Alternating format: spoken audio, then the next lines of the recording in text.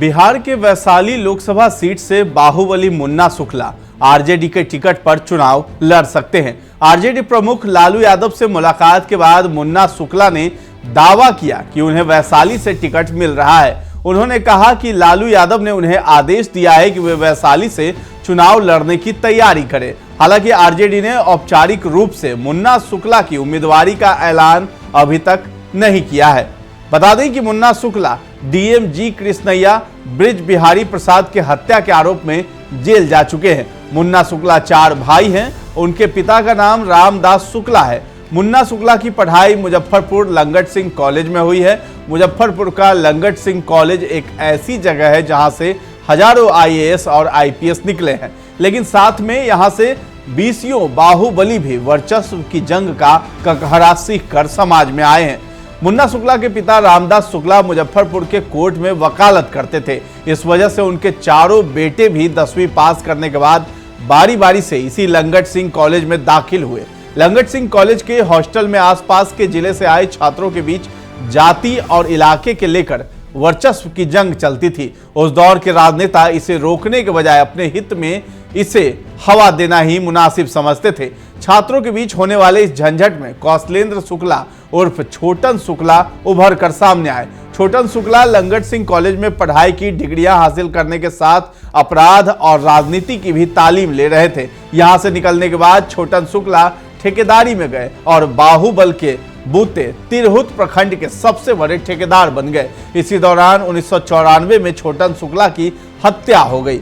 मुन्ना शुक्ला ने भाई की हत्या को ही सहारा बनाकर अपराध की दुनिया में आधिकारिक एंट्री मारी। आरोप है कि बाहुबलियों की श्रेणी में एंट्री से पहले मुन्ना शुक्ला कोई बड़ा कांड करना चाहता था। आरोप है कि इसके लिए उसने भाई छोटन शुक्ला की सब यात्रा निकाली और विरोध प्रदर्शन कराए। इस दौरान गोपालगंज के डीएम भीड़ शांत कराने पहुंचे थे। आरोप है कि इसी दौरान मुन्ना शुक्ला ने भीड़ को उकसा दिया, जिसके चलते गोपालगंज के डीएम जी कृष्णैया की पीट कर हत्या कर दी गई। यह पहला मामला था जब मुन्ना शुक्ला का नाम किसी हत्या के केस में आया।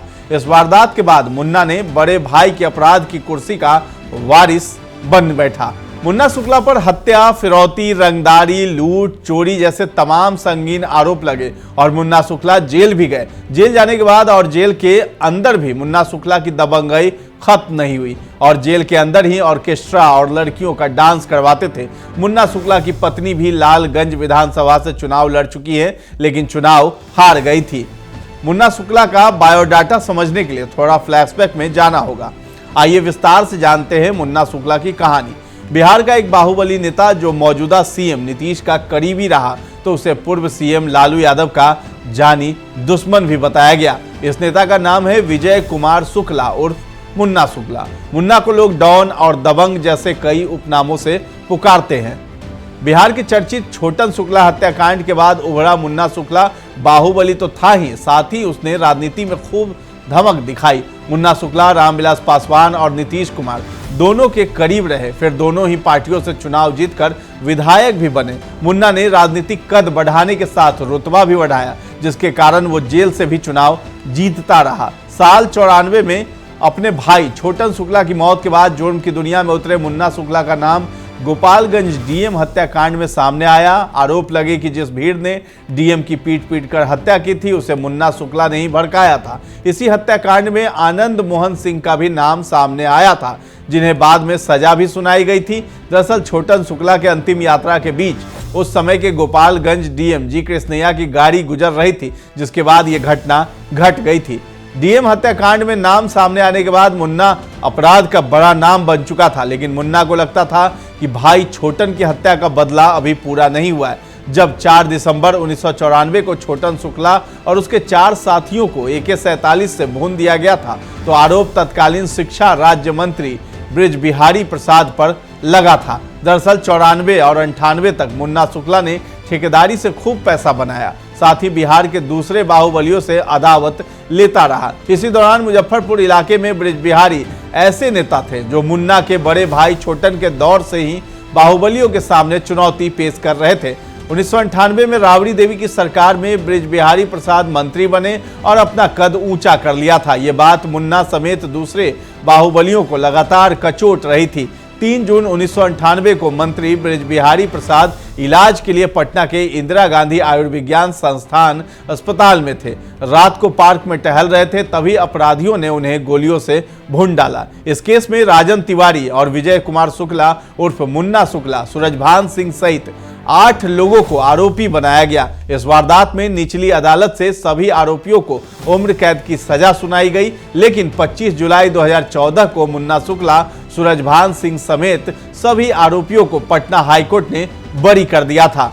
बृजबिहारी लालू राबड़ी के बेहद करीबी माने जाते थे और उनकी सरकार में मंत्री भी थे। बृजबिहारी प्रसाद हत्याकांड ने ही मुन्ना शुक्ला और लालू यादव को आपस में दुश्मन बना दिया। साल 1999 में मुन्ना शुक्ला ने पहली बार निर्दलीय विधानसभा चुनाव लड़ा, लेकिन चुनाव हार गए। वहीं साल 2001 में एक वीडियो सामने आया जिसमें मुन्ना शुक्ला हाथों में हथियार लिए लड़कियों के साथ नाच रहा था। मंत्री बृजबिहारी प्रसाद हत्याकांड के बाद कुछ दिनों के लिए मुन्ना शुक्ला का बुरा दौर भी शुरू हो गया। उसके पीछे पुलिस और प्रशासन हाथ धोकर पड़ गई। तभी बाहुबली मुन्ना ने राजनेता बनने की ठान ली। 1999 में मुन्ना शुक्ला हाजीपुर जेल से ही निर्दलीय विधानसभा का चुनाव लड़े, लेकिन हार गए। 2002 में फिर से जेल से ही निर्दलीय चुनाव लड़े और जीते।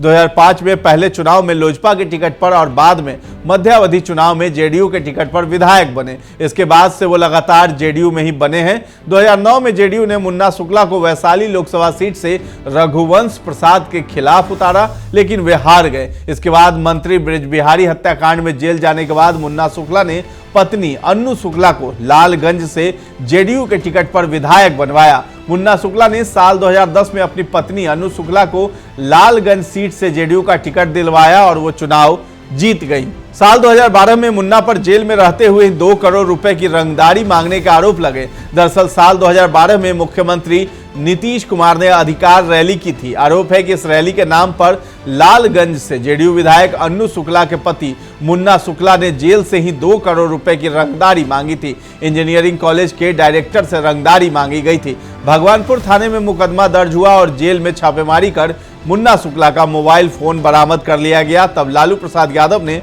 आरोप लगाया कि जेडीयू के लोग उगाही के काम में लगे हुए हैं। इसी दौरान मंत्री हत्याकांड में निचली अदालत ने मुन्ना को उम्र कैद की सजा सुनाई, लेकिन पटना हाईकोर्ट ने 2014 में उन्हें बरी कर दिया। फिर 2015 में एक बार फिर से चुनाव लड़ने उतरे, लेकिन सारे अरमानों पर पानी फिर गया। इसके बाद के सालों में उसे धीरे धीरे सभी पार्टियों ने किनारे पर ला दिया और अब एक माननीय केवल बाहुबली बचा था। मुन्ना शुक्ला अपनी दागदार छवि को छुपाए रखने के लिए 2005 से लगातार जेडीयू में बने रहे। इसका उन्हें फायदा भी मिलता दिखा। माना जाता है कि वो ज्यादातर बड़े मुकदमों में बेदाग साबित हो चुके हैं। अब एक बार फिर से लालगंज विधानसभा क्षेत्र में प्रचार कर रहे हैं। अब मुन्ना शुक्ला की करीबी जो है आरजेडी के प्रमुख लालू यादव से बनती हुई दिखाई भी दे रही है और वो वैशाली जो लोकसभा सीट है उससे चुनाव लड़ने का दमखम रख रहे हैं और दम भर रहे हैं। इसीलिए लालू यादव से मुलाकात कर रहे हैं और टिकट की उम्मीद लगाकर बैठे हैं।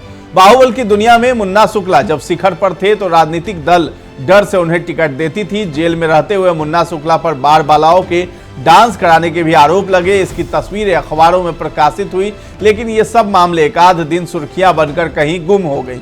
युवाओं के बीच लोकप्रियता पाने के लिए मुन्ना शुक्ला ने अपनी पीएचडी की डिग्री मीडिया के सामने लेकर आए। हालांकि ये भी विवादों में ही रहा। अब वो एक कुशल राजनेता की भांति कभी अपने घर की छत पर सब्जी उगाने की तस्वीरें जारी करते हैं तो कभी किसी गरीब बेसहारा औरत को गले लगाते हुए देखे जाते हैं। वे हर भाषण और इंटरव्यू में नीतीश कुमार के सुशासन का बखान करते थे पहले, लेकिन अब जो है वो लालू यादव से ज्यादा नजदीकी बढ़ा रहे हैं। तो उम्मीद यही है कि वैशाली लोकसभा जो सीट है उसका टिकट जो है मुन्ना शुक्ला को मिल जाए। तो लालू यादव ने भी उन्हें कह दिया है, सिर्फ आधिकारिक ऐलान होना बाकी है आरजेडी से। तो लालू यादव सभी को टिकट दे रहे हैं और ये टिकट देने का दौर लगातार जारी है। अब देखना है कि उन्हें टिकट मिलता है कि नहीं मिलता है और ऑफिशियल अनाउंसमेंट में सब कुछ क्लियर हो जाएगा। फिलहाल इस वीडियो में इतना ही है। ये जानकारी आपको कैसी लगी है हमें कमेंट सेक्शन में जाकर के जरूर बताएं और हमारे चैनल को अब तक सब्सक्राइब नहीं किया है तो कर लीजिए। हमारा फेसबुक पे पेज है उसे भी लाइक और फॉलो कर लीजिए। धन्यवाद।